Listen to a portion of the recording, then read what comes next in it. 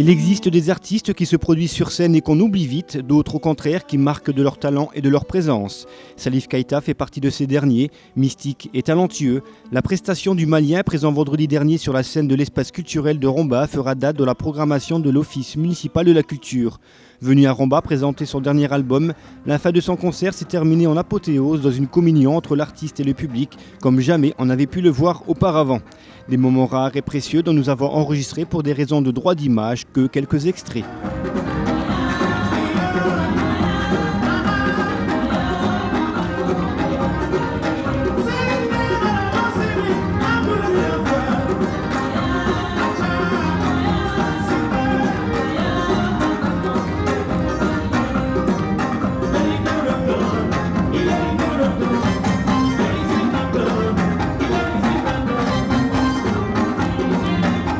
Dans son dernier album, Salif Keita renoue avec ses chansons traditionnelles. C'est un retour aux sources, un retour à ses racines, un retour au Mali, son pays. Je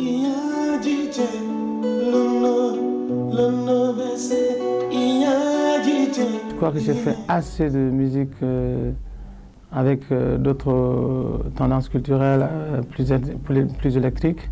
C'était pour moi le moment de faire quelque chose de plus près de moi, de plus traditionnel, de plus acoustique. C'est une volonté personnelle. Professionnellement et musicalement, quel est votre meilleur souvenir? Bon, mon meilleur souvenir, je dis, pendant mon enfance, j'écoutais beaucoup de la musique, de la pop musique, du rock. Et donc, je travaille un peu en fonction de ça un peu. Et on entend un peu ça dans ce que je fais. Et donc, ça, c'est mes grands souvenirs. Et professionnellement, mon souvenir, c'était quand la musique africaine venait de commencer en France dans les années 80, où il y avait Manu Dibango, les Malo Poètes, les Touré Kunda, Mori, Issoundou, où tout le monde faisait la fête pour promouvoir la musique africaine. Ça, c'était vraiment un très très très bon moment qu'on a vécu.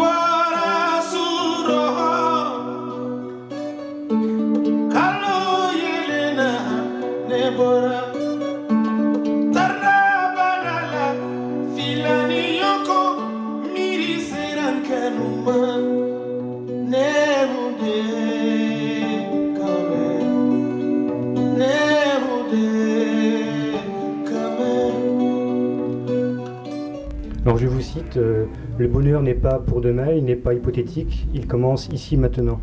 Vous êtes toujours aussi optimiste? Oui, moi je suis optimiste malgré tout ce qui se passe dans le monde. Enfin, les choses sont commencées. Il faut changer avec le comportement. Et le comportement, on peut le changer très facilement. Et surtout vous les jeunes, moi je suis très content qu'il y ait des jeunes qui se donnent la peine de remplacer souvent les adultes pour ce qu'ils doivent faire. Et moi je suis très optimiste. Alors vous êtes un militant de la paix, vous êtes contre le racisme bien sûr, vous êtes panafricain dans l'âme, vous investissez de plus en plus dans la destinée de votre pays, donc qui est le Mali. Ouais. Est-ce que vous vous considérez comme un chanteur engagé? Non, je crois que les chanteurs au Mali ou en Afrique en général sont des messagers qui doivent contribuer obligatoirement à la construction du monde africain, parce que nous sommes encore au début de la construction africaine, donc on ne doit pas se permettre de chanter que des choses qui sont... on doit chanter, chercher à un peu à toucher la conscience des gens pour qu'il y ait beaucoup plus de travail et d'homogénéité sociale.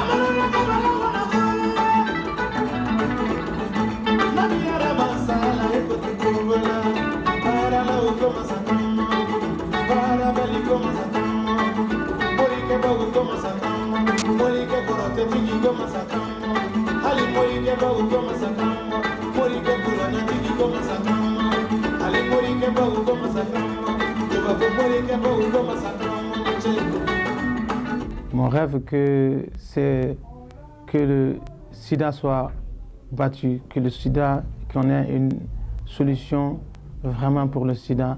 Parce que si on travaille, on ne peut pas travailler si on n'est pas en bonne santé. Il y a tellement de gens qui meurent de ça.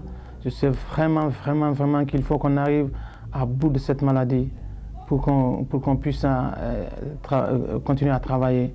Et j'ai un rêve chez moi et je suis sûr que ça va arriver un jour. Le Mali est un pays enclavé et je sais que le Mali peut avoir un jour un port. Ça vraiment va changer beaucoup la vie des Maliens et ça va nous permettre d'accéder à beaucoup de pouvoir commercial. C'est pour ça un petit peu que vous êtes retourné au Mali justement pour un petit peu justement pour changer les choses ou essayer de changer les choses. C'est vrai, je suis retourné au Mali parce que j'ai l'ami de tout le monde, quelqu'un qui m'a suivi politiquement, qui est maintenant au Mali, qui s'appelle ATT et auquel je crois beaucoup et qui a refusé l'opulence, qui a refusé beaucoup de bonheur pour venir au secours de son pays, pour tout simplement préparer l'avenir du pays pour un avenir plus sûr. Et nous tous, tant qu'on soit, tous les Maliens, on doit l'aider. Et c'est pourquoi je suis vraiment retourné pour pouvoir l'aider dans la mesure du possible. C'est donc un nouveau Salif Keïta au sommet de sa carrière que l'on a découvert vendredi soir. Une carrière qui avait débuté 34 ans plus tôt à Bamako, capitale du Mali. À force de courage et de ténacité, Salif Keïta, albinos de naissance, a su conjurer le mauvais sort. Aujourd'hui, cet homme noir à la peau blanche étonne avec cette voix saisissante, unique et immédiatement identifiable.